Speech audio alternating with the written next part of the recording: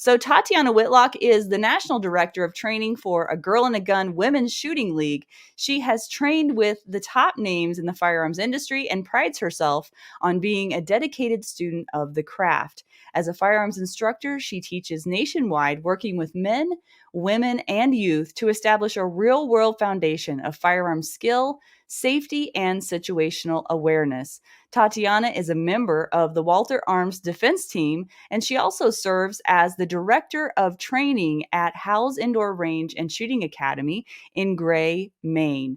She is a featured host and instructor on Trigger Time TV, airing on the Pursuits channel, as well as a contributing author for numerous industry publications and the NRA Women's Network. That is quite a bio. I can't wait to talk to Tatiana. Let's bring her on. Hey there. Oh, you're muted. Let me unmute you. There you go. Excellent. Well, thank you so much for having me on the show. You bet. Well, who is that that you have with you tonight? This is a very not sleepy little Miss Esme who has decided that she will be screaming from the other room unless she is joining us. So this is the best of all possible worlds, and we get an extra bonus little co-host. That's good. Yeah. That's good. Well, she might have something to say. You never know. So It's entirely possible. Well, let's get on with the show here. And let's start with, if you don't mind, just about a little bit more about your background. I know that was a lot in your bio, but I'm curious to know, how did you start your firearms journey and then end up becoming a firearms instructor? It was completely by accident.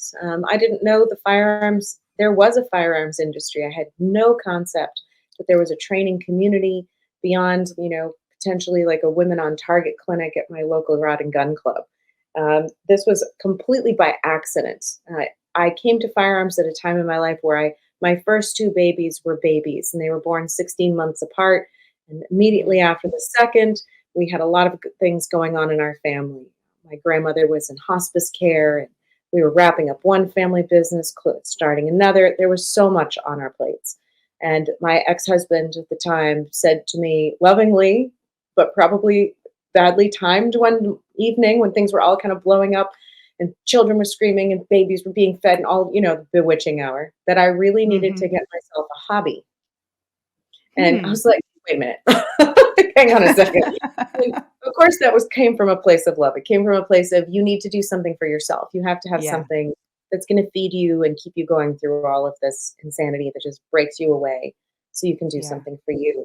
And coming from a fine art background, I have a degree in fine art, ceramics and painting and all of the things that most people would pick up as a hobby were already something that was already a part of my life.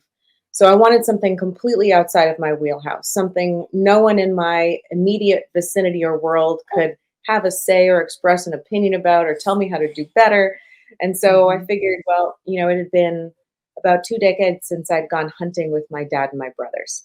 So I wanted to go get my hunter's education certificate. I wanted to go get my license. I wanted to become proficient so that I could tell them, hey, let's go hunting again, like we did when we were little kids. And I had no idea that would prompt or lead me down this path. It started with an NRA Women on Target clinic, so I'm a huge advocate of those. They're phenomenal opportunities for women to gain access to a range and an experience that is so positive and safe and well organized. And that snowballed into traveling all over the country and learning beyond the state of Maine what other instructors across the nation had to offer, particularly to answer questions that, as my life story evolved, I started asking. So shortly thereafter, I became a single mom, and my questions went more from, well, how do I hit that bullseye at ladies' night, to, well, what does it mean now to have a firearm in my home with children in it? That was very concerning to me. And then, well, what does it mean to even conceive of the fact that if I had to defend myself in my home, what would that look like? Realistically, what would that look like? And then to a couple of experiences where me and my babies were, pursued and followed in a grocery store out to our car. And then from the parking lot, for about a 10-minute drive, this individual followed us through neighborhoods as I fished my way around. And that really And I was like, this is not a theoretical anymore. This is something that happens to other people. This is happening in rural Maine, in a town that I would have otherwise felt safe in.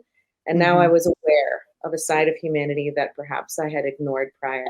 And how did guns fit into that? And how did the lifestyle that I was creating for me and my children of safety and awareness, what did that really need to look like?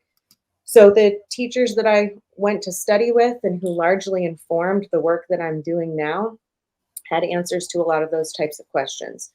And it was a unconventional education, bringing me up in guns. I did not have a normal, usual path into this.